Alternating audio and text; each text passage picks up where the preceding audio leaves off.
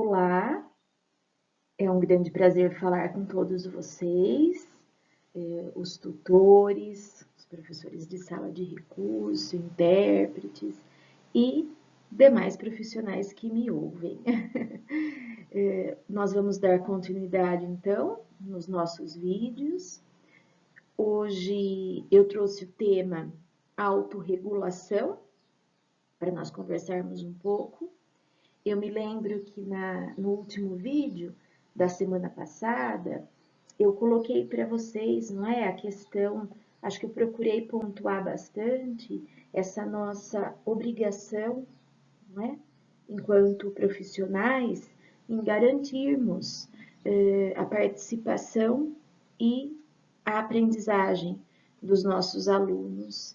E dentro daquele contexto do último vídeo, eu procurei me comprometer com vocês em irmos abrangendo, não é, esse nosso compromisso através de outros vídeos. Sempre lembrando que as receitas, não é, as receitas prontas, elas não existem, mas a gente pode ir discutindo, não é, ir ampliando o nosso horizonte de conhecimento para trazermos uma qualidade de ensino melhor para os nossos alunos. Então, hoje eu trouxe o tema da autorregulação, que é um comportamento muito importante e utilizável dentro da educação especial e inclusiva. E ela vai muito de encontro, não é, com a questão do autismo. Então, eu trouxe, com base em pesquisas, alguns pontuamentos, não é? Em relação à pessoa com autismo, e dentro disso, a justificativa neural para aquele comportamento da criança. Então, nós vamos conversar um pouquinho sobre essa questão, não é? Comportamental e da tríade mesmo, não é? O comportamental, o social e o verbal da pessoa com autismo e a autorregulação dentro desses componentes. Bem, eu trouxe então como subtítulo Compreendendo a perspectiva dos alunos com autismo. Existem muitos mitos, não é? Isso vocês devem saber tanto quanto eu, em relação às pessoas com autismo. E um dos mitos, muitas vezes, é a questão da escolha que esses alunos fazem, que essas pessoas fazem em determinados comportamentos. Como se algo atípico que essas crianças fazem tivesse a ver com uma escolha própria, não é? E quando nós pensamos numa escolha própria de um comportamento, muitas vezes não tão adequado socialmente, nós partimos do pressuposto que o transtorno ele não é interno, não é? E que o transtorno ele não é neural, e não é isso que acontece.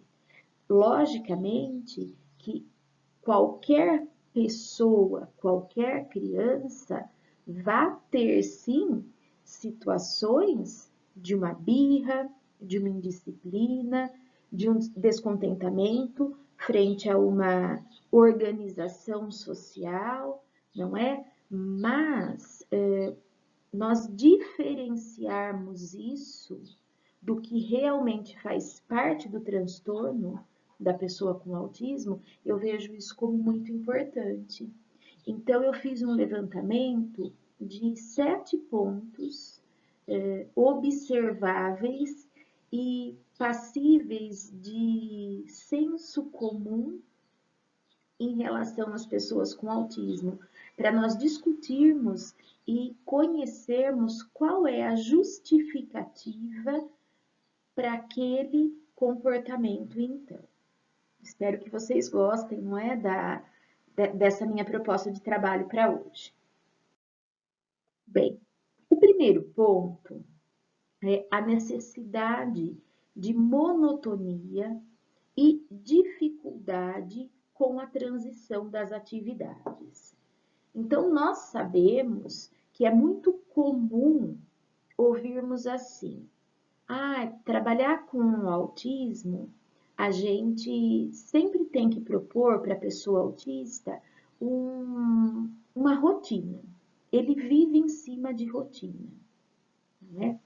A questão da rotina, ela é importante sim para a pessoa com autismo, como para os demais alunos. Haja visto esse momento pandêmico que nós estamos vivendo, onde está sendo tão discutida a questão de rotina para os estudantes. Não é? Os estudantes que estão ficando em casa e tendo uma independência maior para a escolha do momento das atividades e tudo mais. Então, a rotina, ela é algo importante para todos nós, sim, pois coordena melhor o nosso tempo e as nossas ações. Mas vamos ver, então, qual é, né, a justificativa e por que há essa necessidade pontual para as pessoas com autismo. Então, o professor, ele deve atentar-se e perceber as dificuldades em organizar muita informação, as quais fazem com que as pessoas com autismo gostem de fazer tudo de uma mesma forma, para facilitar o processo de planejamento e compreensão do que deve ser feito, de controlar os estímulos e os ambientes e de antecipar o que vai acontecer. Então, para a pessoa com autismo, o ter a informação, não é, organizada do que vai ser feito, ou seja, essa rotina, então, ela vai facilitar o planejamento e a compreensão. Por quê? Porque assim ele consegue controlar os seus sentimentos, não é? E as próprias situações do ambiente ao que tange essa ansiedade, não é? Em relação a essa busca de informação. Então, para as pessoas com autismo, a justificativa da rotina seria facilitar esse processo de planejamento e compreensão. Como ele já tem tudo antecipado, para ele vai causar uma ansiedade menor e uma facilidade maior para controlar os estímulos do ambiente. Uma segunda questão também é a dificuldade para manter a atenção. Nós sabemos, e a gente já trabalhou um pouquinho, a respeito de um transtorno específico da atenção, que é o TDAH. Não é o transtorno de déficit de atenção e hiperatividade. Então, vejam bem, o que eu queria colocar para vocês dentro dessa questão? A dificuldade de manter a atenção, ela é também uma das possíveis características da pessoa com autismo. Por que eu estou falando para vocês possíveis características? Porque dentro dessas 7 características que eu trouxe, elas não vão acontecer todas ao mesmo tempo, todas para todas as pessoas e todas de forma igual, não é? São características comuns que podem se propagar, não é? E aparecer com maior ou menor intensidade frente à vida da pessoa com autismo. Então, às vezes, algumas dessas características vocês vão observar nos alunos. Outras, pode ter outras também que eu não coloquei, ou apresentar as mesmas características de formas diferenciadas. Então, logicamente, eu, né, que estou fazendo a formação, que escolhi o assunto para nós conversarmos, eu trago de uma forma genérica, não é? Mas aonde eu quero chegar com isso? Que a questão da atenção, ela pode ser uma das características, não é? Essa dificuldade em manter a atenção. Ela vem como uma das características do autismo e não necessariamente essa pessoa com autismo, ela vai ter dois diagnósticos. O diagnóstico de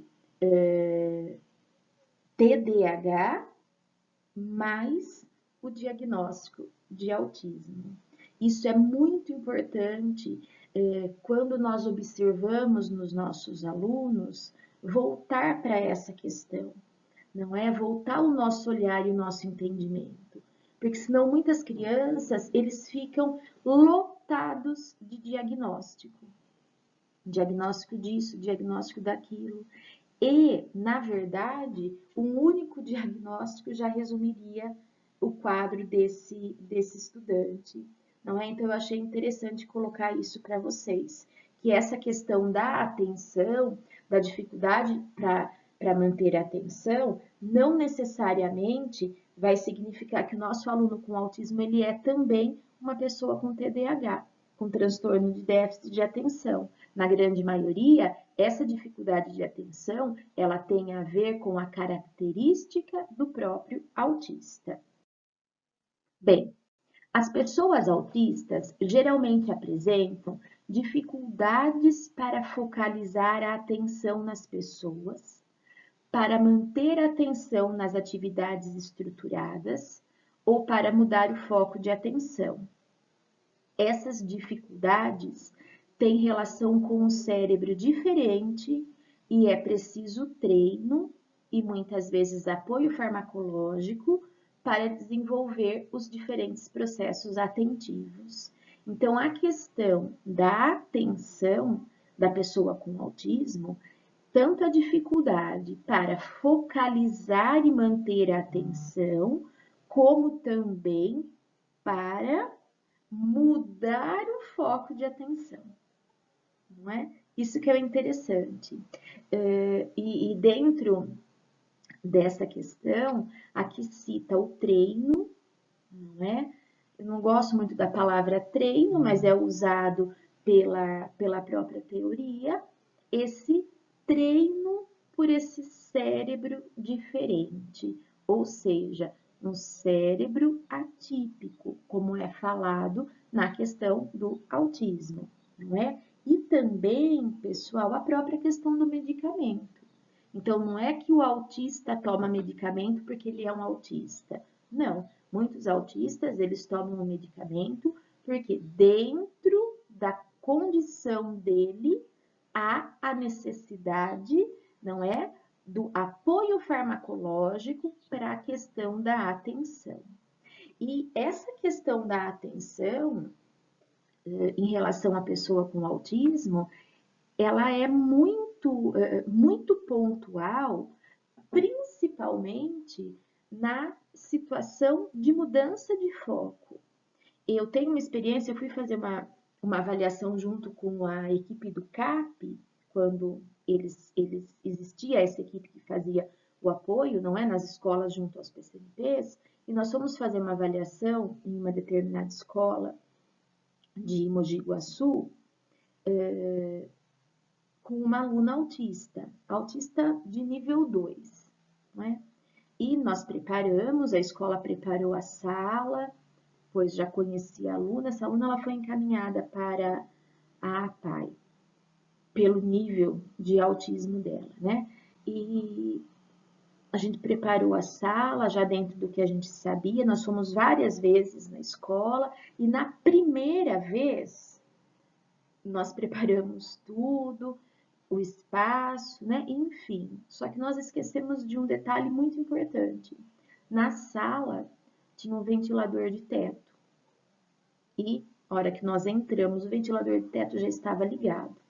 Naquele dia, a nossa ida à escola, ela foi totalmente falha, nós não fizemos nada, né? A única observação que nós colocamos no nosso registro era a dificuldade extrema que essa aluna tinha no momento em mudar o foco de atenção. Por quê? Porque o tempo todo Ela ficou voltada para o ventilador, olhando para o teto e, inclusive, para ir embora, deu o que ver para a mãe conseguir tirá-la da sala e levar embora, porque a atenção dela tinha sido voltada totalmente para a questão do ventilador. Lógico que aí há uma justificativa que nós, embora ela estava na escola onde ela já estudava, mas eu era uma pessoa diferente para ela, as outras profissionais também, não é? Então, logicamente, todas essas questões vão dar uma alavancada maior nessas questões, mas assim, isso como um exemplo. Então, foi um dia onde nós não conseguimos trabalhar com a aluna, porque o foco de atenção dela não foi modificado, não é? E a mãe também comentou que dependendo da situação, ela sempre se comportava assim. Então, vai bem de encontro com essa afirmação em tela, não é o exemplo que eu trago para vocês. Essa própria situação da dificuldade de se mudar o foco de atenção. Hipersensibilidade aos estímulos é o nosso terceiro ponto. Também cheio de mitos, não é? Que a pessoa com autismo não gosta de música alta, não gosta de um barulho muito alto, não gosta do toque. Então, vamos ver quais são as explicações para isso. As pessoas com autismo apresentam diferenças na forma em que os sentidos funcionam e como o cérebro modula as diferentes informações. É muito comum que não respondam de forma típica aos diversos estímulos, como a maioria das pessoas. Então, vejam que interessante, não é? A própria situação dos estímulos aos sentidos, elas são moduladas de forma diferente cerebralmente para as pessoas com autismo em relação às pessoas que não têm o autismo. Então, um som, um barulho, que muitas vezes para nós pode até incomodar, mas é suportável, para eles, não é? Essa modulação cerebral acaba incomodando muito mais. A mesma questão na própria gustação, essa alimentação seletiva, não é? Que muitas vezes acaba, dependendo do que essa criança põe na boca para tentar comer, para tentar se alimentar, causa, né? Acaba causando até a própria questão de vômito. Por quê? Porque essa informação que o cérebro modulou causa essa estranheza no organismo. Então, são sinais realmente cerebrais, não é? E não uma simples escolha da criança. Eu gosto disso, eu não gosto daquilo. Eu gosto de barulho, eu não gosto de barulho. Não são questões de preferência, são questões de condições, não é? Condições por ter um cérebro que modula as informações de forma diferenciada. Uma outra questão também, o escasso controle de impulso e frustração. Aí é onde vai entrar a questão, não é? Ah, é mimado, a família deixa fazer o que quer, ninguém tem controle sobre ele. Então, como acontece, como que cerebralmente a pessoa com autismo tem, não é, a resposta em relação a impulso e frustração? As pessoas com autismo muitas vezes não conseguem controlar impulsos, ansiedades e a raiva, que precisam de treino, linguagem e muita capacidade de simbolização para ser moduladas pelo próprio sujeito. Por isso, precisam de treino e ajuda externa para modular as diferentes emoções negativas. Então, pessoal, é a própria questão mesmo, não é? Desse controle. E para esse controle vai haver o quê? não é? Os treinos através das metodologias específicas. Dentro de sala de aula, eu acho que uma das formas de nós trabalharmos em relação a isso é com um diálogo aberto com os demais. Logicamente que dentro da condição da classe, da compreensão da classe, da idade e tudo mais. Só que ir colocando essas situações para os demais estudantes vai favorecendo o processo inclusivo. Porque, como nós conversamos no nosso outro vídeo, e eu trouxe a mesma imagem para depois a gente conversar mais um pouquinho, da girafinha lá dos animais, né? Não sei se vocês se lembram. Quando nós pensamos no processo inclusivo, não é a mudança e a adequação da pessoa com transtorno ou com deficiência. Isso também tem a ver conosco. Então, o ambiente, não é, fazer parte dessa ajuda, dessa ajuda externa, como dizem tela, não é para modular as diferentes emoções, isso é muito importante. Quando a pessoa com autismo, quando esse colega começa a dar sinal, o que nós estamos fazendo, não é enquanto sala de aula? Somos nós que estamos desenvolvendo isso nele? Somos nós que estamos suscitando isso nele? Então, não é o momento da gente parar, não é? E também respeitar essa dificuldade que ele tem? Então, são questões a serem discutidas, não é? E que tudo isso faz parte do processo de inclusão. Baixo tônus muscular, olha que interessante essa parte. O baixo tônus muscular ou hipotonia é muito comum em pessoas com autismo e afeta a capacidade de manter a atenção, fazer esforço físico e se motivar, além de prejudicar a percepção do corpo, do espaço e dos estímulos que afetam o corpo. Então, a própria questão, não é? Que cerebralmente a forma de sentir os estímulos é diferenciado, a questão física, que é o baixo tônus muscular, também vai favorecer isso. Então, de fato, é algo que independe do sujeito. Por quê? Porque são situações internas à vontade dessa nossa criança. A dificuldade para compreender a linguagem. A maioria das pessoas com autismo tem alterações no lóbulo temporal esquerdo, o que tem relação com dificuldades para falar, compreender a linguagem e as expressões emocionais. Então, vejam que interessante, não é? Há um mapeamento cerebral que justifica esse comportamento. Então, nós sabemos que a área cerebral responsável pela nossa linguagem é o lóbulo temporal, não é esquerdo.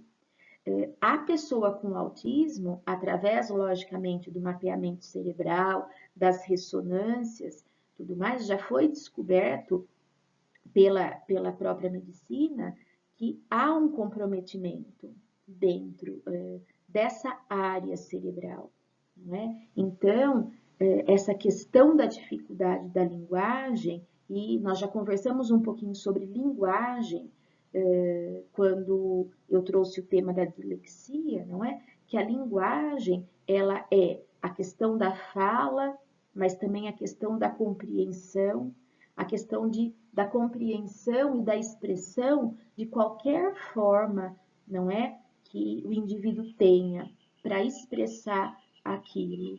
Então, é a nossa compreensão em relação, não é?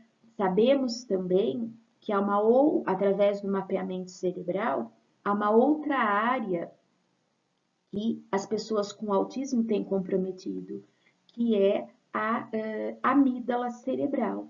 Então, a própria questão das emoções, não é? A nossa amígdala cerebral, que é uma das responsáveis pela própria questão pela questão cerebral, das pessoas com autismo, os sinais que essa amígdala recebem e emitem são diferenciados do nosso.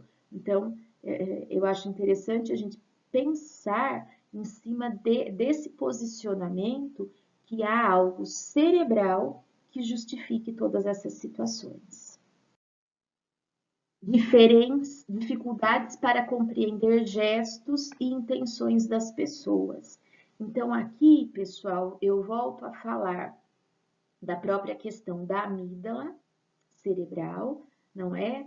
E também da nossa postura enquanto professor, enquanto profissional, sabendo dessas questões.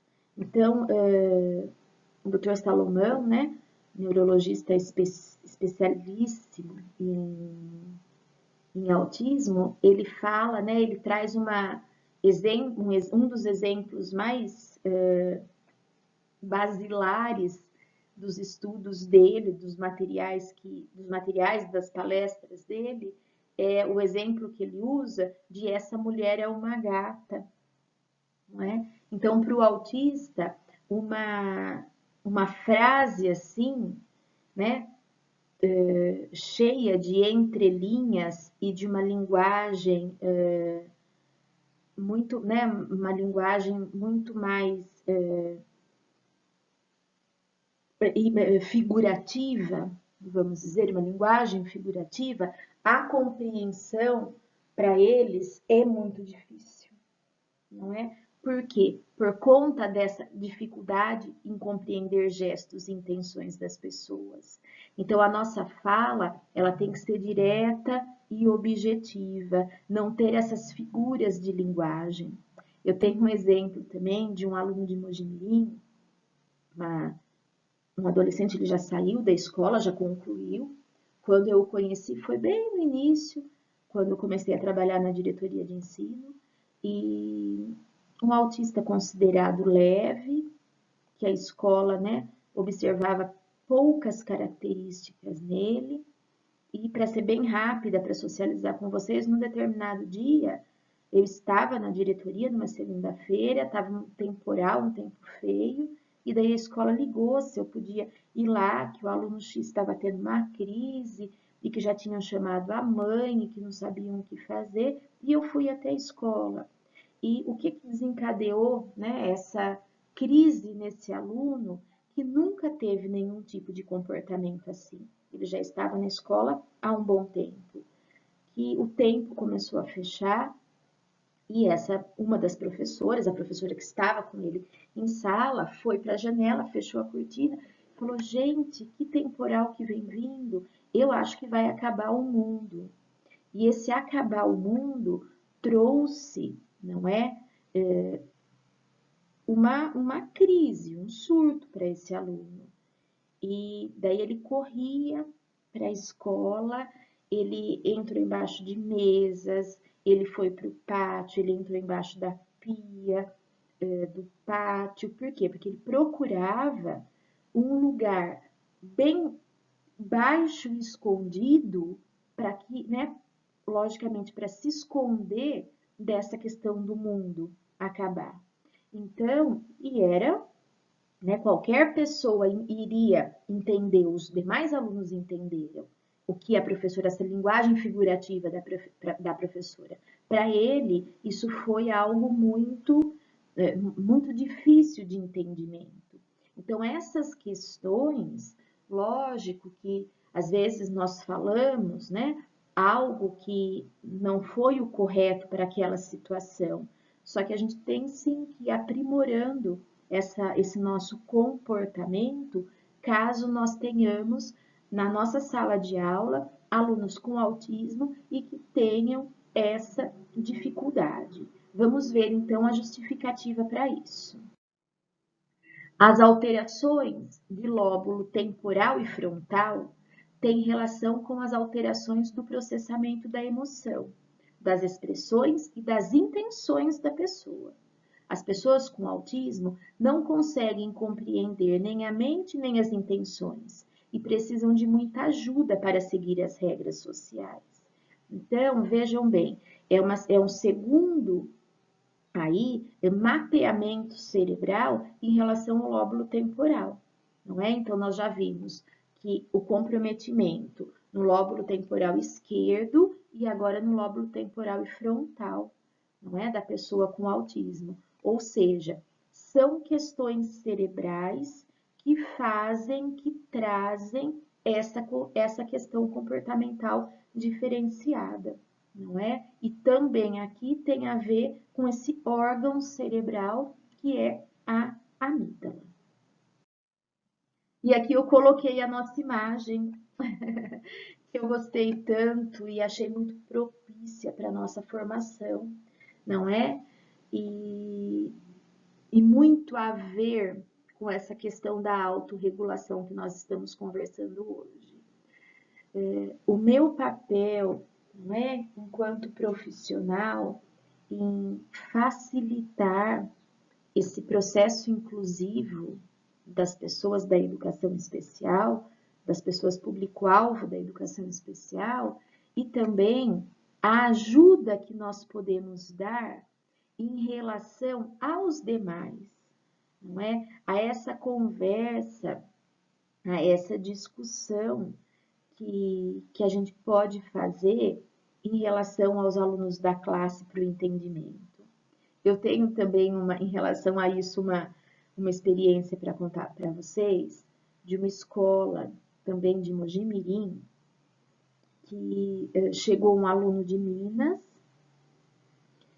surdo, e que precisava de uma intérprete. Então, esse aluno, ensino médio também, esse aluno foi matriculado e já teve uma intérprete para ele. E depois de algum tempo, esse aluno ele não queria mais ir à escola. E a mãe foi até lá, disse que ele não queria ir mais na escola, tudo mais, que ele não estava se adaptando. E daí a escola pediu se eu podia ir até lá. Eu ouvi toda a situação, conversei com a mãe, conversei com a intérprete. Eu não tenho domínio de Libras, então quis conversar com o aluno também, logicamente que mediado pela intérprete e tudo mais, e eu achei por bem conversar com a classe. E fui conversar com a sala. Pedi se ele queria estar presente na minha conversa com a classe, ele quis, a intérprete ficou junto, fez toda, né, a tradução do que eu falava, do que a sala colocou, e ele quis estar presente. Para resumir a história, esse aluno ele estava incomodado porque os colegas da sala olhavam muito para ele. E daí foi isso que eu falei para a classe. Eu falei, olha, vocês são grandes, vocês têm total condição de nós conversarmos, discutirmos e resolvermos essa situação juntos. O que está acontecendo? Não é? O que vocês querem saber?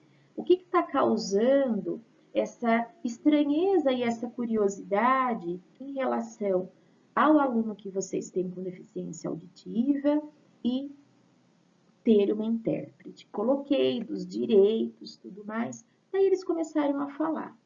E o que logicamente, que pode ter acontecido alguma situação de chacota, tudo mais, mas no geral, o que os alunos começaram a colocar?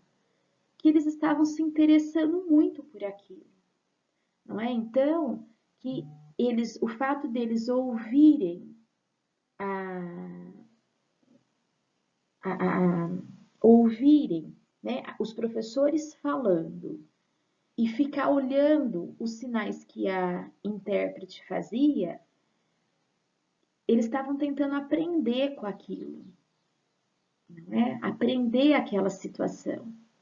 E daí uma aluna até brincou, ela fez, olha, eu achei tão interessante isso, eu acho tão bonito, ela faz os sinais com uma rapidez tão grande e entre a intérprete e o aluno, eles conversam, eles dão risada, eles se entendem tão bem, ela falou, e eu só tinha visto isso na TV Aparecida.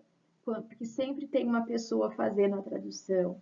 Daí um outro menino, eu me lembro que ele falou, olha, nós temos na minha casa um tio que é surdo, e que pena que ele, né, não teve essa oportunidade na vida, porque nós conversamos com ele, assim, a gente se entende com ele, a gente não tem, a gente não usa sinal nenhum, a gente faz gestos, a gente mostra as coisas e a gente se adaptou a isso.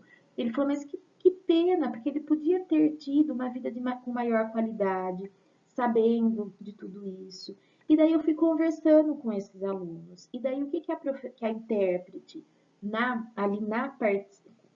ela estava participando da conversa, foi combinado que ela ia criar algumas estratégias e procurar, não é, ensinar os demais alunos da sala. Então, nós combinamos com os professores da escola se eles davam esse tempinho, esse espacinho, para que durante a aula ela fizesse, não é assim, alguma explicação, alguma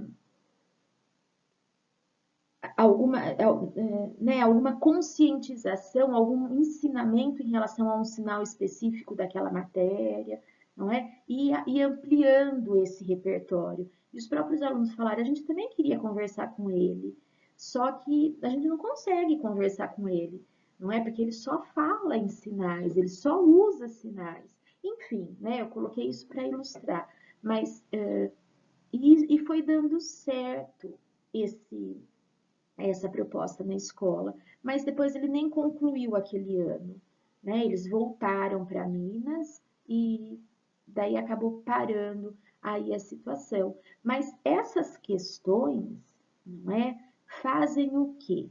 Com que a gente facilite essas e outras tantas que a gente poderia pensar como exemplo, que a gente facilite a inclusão da pessoa com deficiência.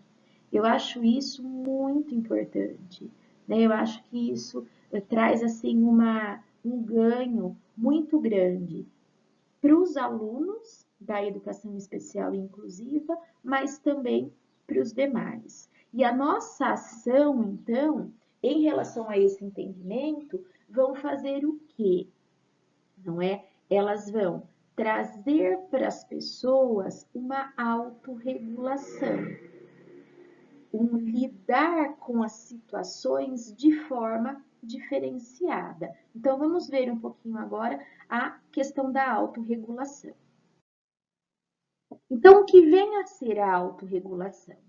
A autorregulação significa a habilidade de poder monitorar e modular sentimentos, a cognição e o comportamento, a fim de atingir um objetivo e adaptar-se às demandas cognitivas e sociais para situações específicas.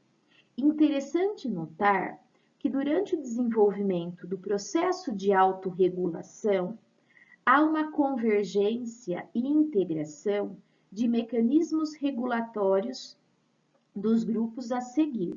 Então, são as nossas regulações, a cognitiva, a emocional e a comportamental. Todos eles são imprescindíveis para um bom funcionamento do aspecto desenvolvimentista de uma pessoa.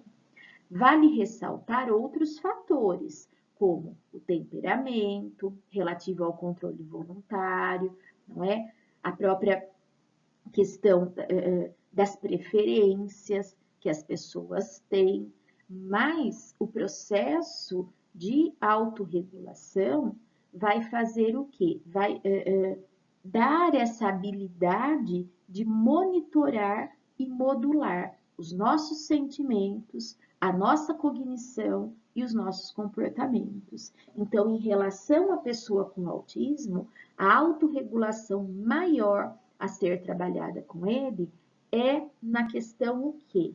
Não é? Dos sentimentos e do comportamento. Porque é aí, quando ele não está, né, dentro dessa autorregulação, que podem surgir as crises ou, como são ditos, os surtos frente a alguma situação. E nós e os colegas de classe têm um papel muito importante dentro desse processo. Bem, a autorregulação é o processo consciente e voluntário pelo qual possibilita a gerência dos próprios comportamentos, pensamentos e sentimentos. Então, nós vimos a questão da pessoa com autismo, que os sinais internos dele são diferenciados. Se são sinais internos, são sinais involuntários. E a questão da autorregulação é o processo voluntário. Por isso, pessoal, que dentro, não é?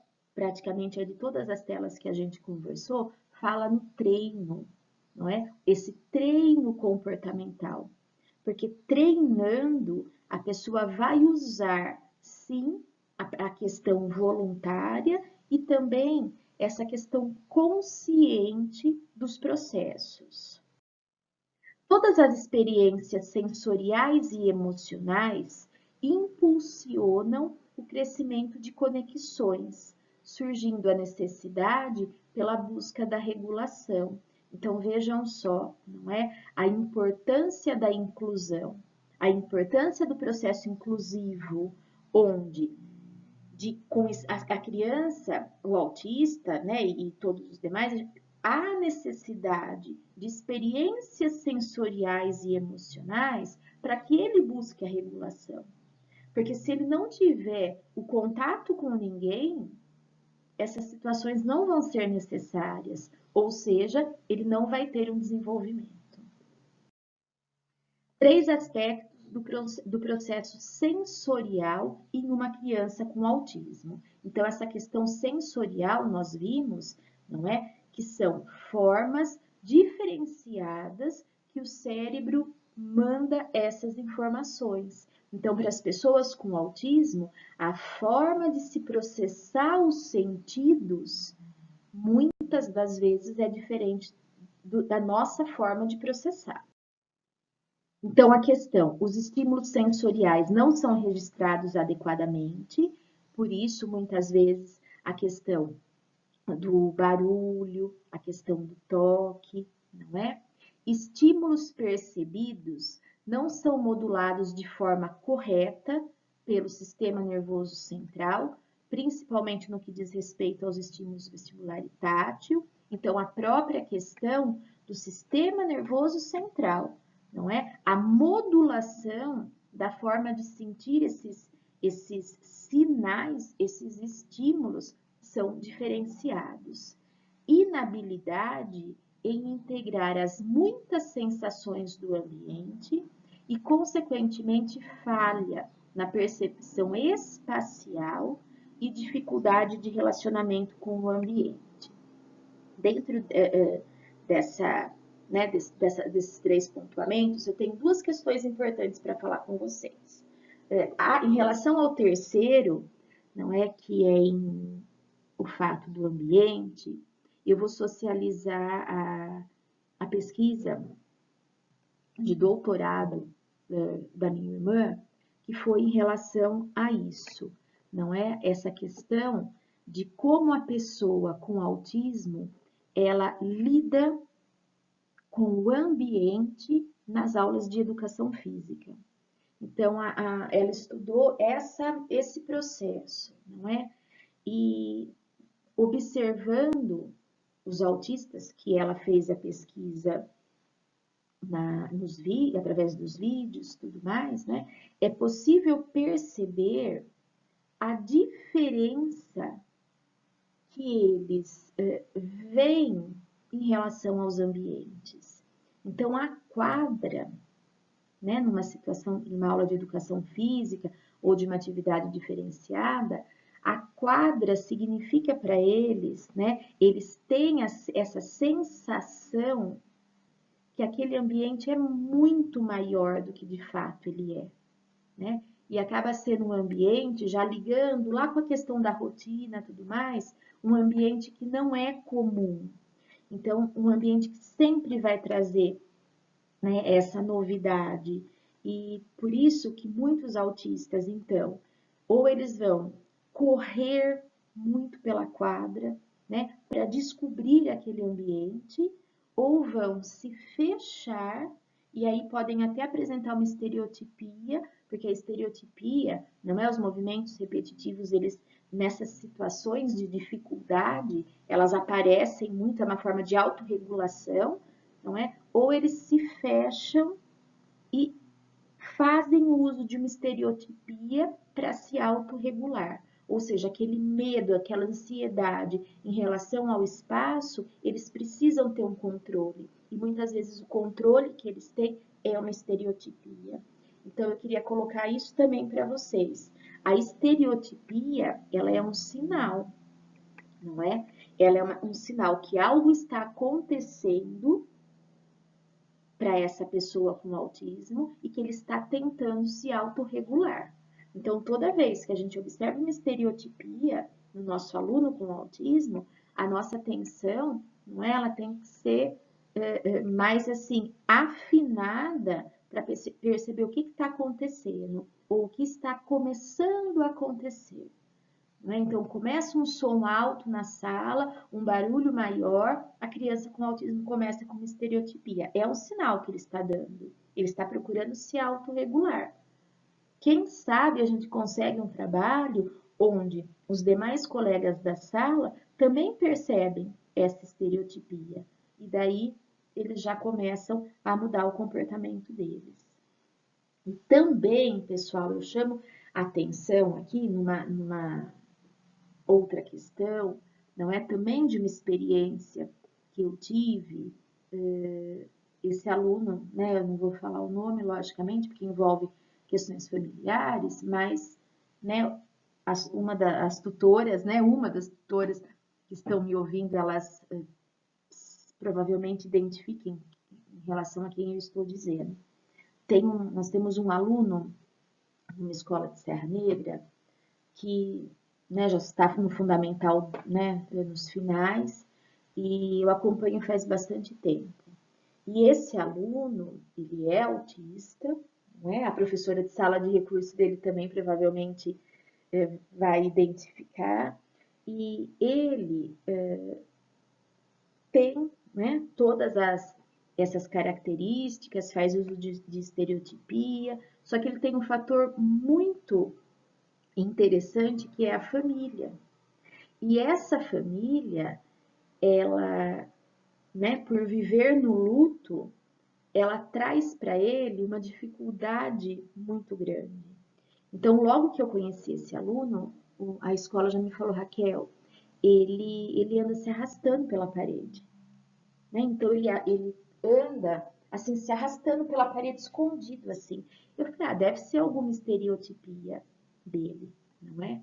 E daí fiquei observando, então ele precisa de uma parede para ele se arrastando assim com as costas, né? Ele não anda como nós, assim, ele precisa ir andando se arrastando. Daí se tem um espacinho que não tem aquela parede, ele corre e procura uma parede para ele ir se arrastando. Isso ele faz na rua, porque eu já vi ele com a mãe na rua, né? Eu fiquei observando e ele tem esse mesmo comportamento. E daí a gente questionou, né? Por que ele estava fazendo isso? Hoje ele está bem melhor, mas a mãe falou para ele que se ele tomasse muito sol, ele podia ficar doente e morrer. Então ele tinha que se esconder do sol.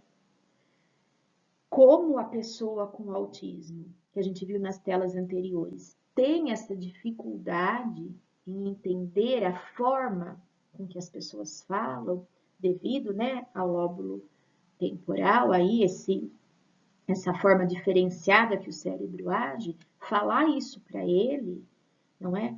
Então era uma questão assim de extrema preocupação. Então ele precisava andar escondido sempre pela sombra, não é? Por isso que ele se arrasta pela parede. Também teve a questão da escola onde ele foi para a sala de recurso, que tem uma escadaria enorme para ir para o pátio. E ele, para descer aquela escada, era uma vida, ele grudava, ele não queria descer, era uma dificuldade imensa para esse aluno descer as escadas. Também por quê? Porque a mãe fala, toma cuidado para descer a escada, se você cai da escada, você morre, né? Então, essas questões as mães falam, de fato, né, para os alunos, mas a forma como o autista interpreta isso é diferenciado, não é? E nessas horas o nosso cuidado acaba sendo muito maior, porque até para se autorregular, né? Então, para esse aluno, para ele não tomar o sol, para não correr o risco de morrer, ele vai se arrastar na parede. Não é sempre andar se arrastando na parede. Ou para descer a escada, aquela vida, grudar no corrimão para não descer. Por quê? Porque se ele acontece dele cair, ele pode morrer. Então, todas essas questões que as famílias buscam muitas vezes, nós também, enquanto professores, falar, a resposta que o aluno vai dar em relação a isso é uma autorregulação não tão, tão coerente. Mas vamos sempre prestar atenção na própria ação da estereotipia. Ela é um sinal que a pessoa está procurando se autorregular. Só comentar uma outra coisa também com vocês, que uma outra forma de autorregulação é quando a criança, a pessoa, ela tem que ter um objeto com ela. Então, é um brinquedo, é uma peça de roupa, é algum objeto que traz a ele essa autorregulação. Então, na mochila, não é? Vai ter um brinquedo dessa criança. Às vezes ele precisa pôr até em cima da mesa. Ah, mas ninguém traz brinquedo, não é? Ninguém faz isso. É um processo árduo para a gente trabalhar, não é? Os outros não trazem o brinquedo, mas para essa criança significa uma autorregulação. Então, esse entendimento também muitas vezes é necessário que a gente tenha. Há crianças, há um aluninho que eu estou me referindo também ele tem a tutora, ela também pode ser até que identifique, mas ele era sempre um pinguinzinho de pelúcia, ele tinha que levar aquele bichinho para onde ele fosse. Hoje ele já está grandinho e eu sei que ele ainda, quando eu conheci, era no segundo ano. Hoje ele já está logicamente maior, mas continua com essa questão do bichinho, né? Então são formas de autorregulação. Eu saio da minha casa para ir para a escola, mas o fato de eu levar algo comigo significa que a minha casa está junto, né? Então esses objetos, muitas vezes que os alunos com autismo carregam, não é? Faz parte da autorregulação. Agora vamos ver um pouquinho regulação cognitiva, então. A regulação cognitiva pode ser definida como a habilidade de um indivíduo reter na mente e manipular as informações, como uma memória de trabalho. Além disso, consiste também na habilidade de resistir à tentação de fazer algo, que é o controle inibitório. Interessante ressaltar que o funcionamento executivo inclui o uso de reflexão e outros aspectos, como competência e independência para completar tarefas e resolver diversos problemas. Há que se ressaltar que a regulação cognitiva envolve importantes mecanismos neurocognitivos, como o que vocês verão, que é a atenção, a inibição, o compartilhamento de tarefas e a memória de trabalho. Além disso, dentro da regulação cognitiva, a habilidade de dar enfoque na atividade está intrinsecamente relacionada ao bom desempenho escolar. Então, vejam só, a regulação cognitiva, nós temos, não é? Nós que temos o cognitivo preservado. Agora, se nós pensarmos nessas características que eu coloquei para vocês anteriormente, os alunos com deficiência intelectual também vão ter uma dificuldade imensa na regulação cognitiva.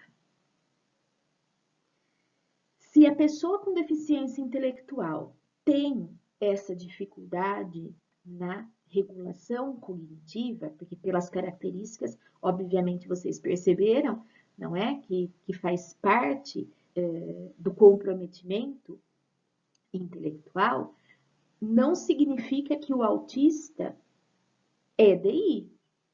Ele pode ter comportamentos que são característicos do seu transtorno, semelhantes à deficiência intelectual. Então, essas 3 regulações que nós estamos conversando são regulações que as pessoas que nós temos agora, que elas não acontecem de forma normal com as pessoas com autismo e demais transtornos. Então, o nosso trabalho é em ajudar a autorregulação.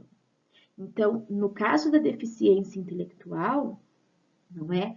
Quando nós trabalhamos com essas crianças o próprio controle inibitório, ou seja, nesse momento não pode ser feito, entra aí a questão da sexualidade, que é tão falado, não é? Então, nós temos as pessoas com deficiência intelectual, na questão da regulação cognitiva, a deles é muito comprometida, e do autismo também.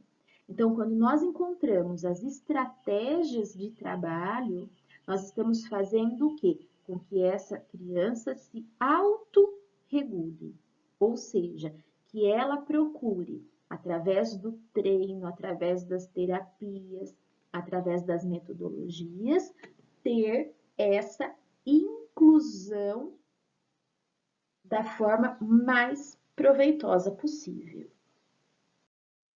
Agora, as outras 2 regulações. A regulação emocional, que está ligada às habilidades e estratégias que são utilizadas para manejar, articular, inibir e aprimorar a ativação emocional, de uma forma a oferecer suporte a itens como adaptação social da criança e respostas não sociais. Aqui a gente já conversou também um pouquinho em relação à questão emocional, não é?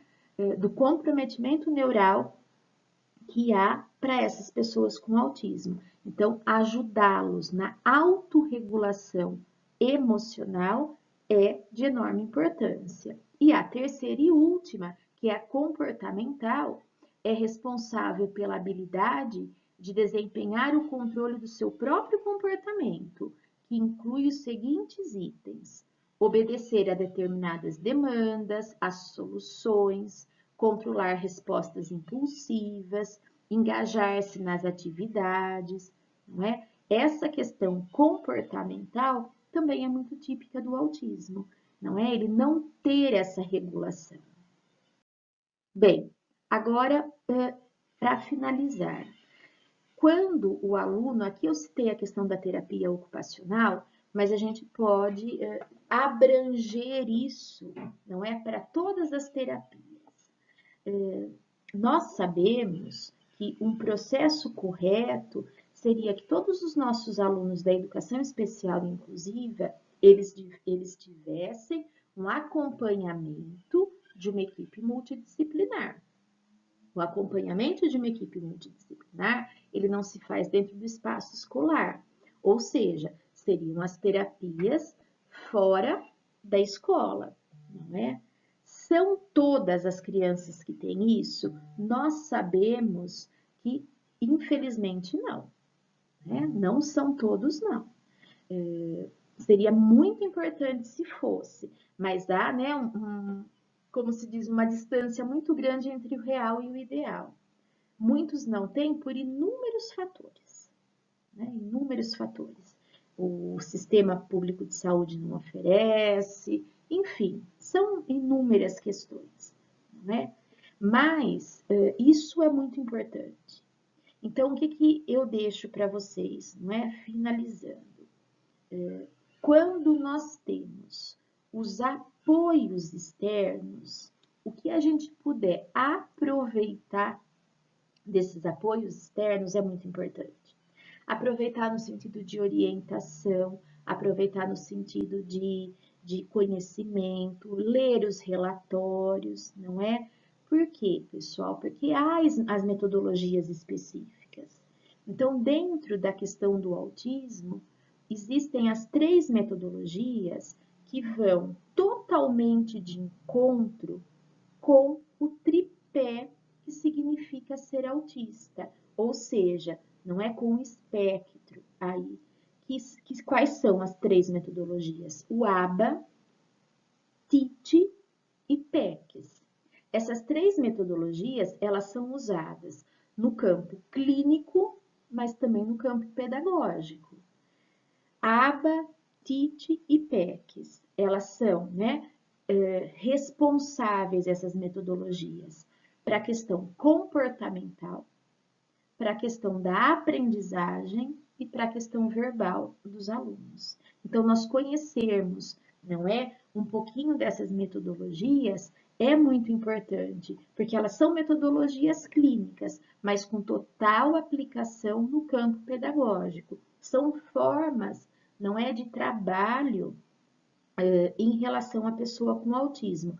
Eu me comprometo com vocês em conversarmos a respeito disso, trazer um pouco para vocês a respeito de cada uma das metodologias, ABA, TIT e PECs, que são respectivamente para a questão do social, da aprendizagem e do verbal da pessoa com autismo.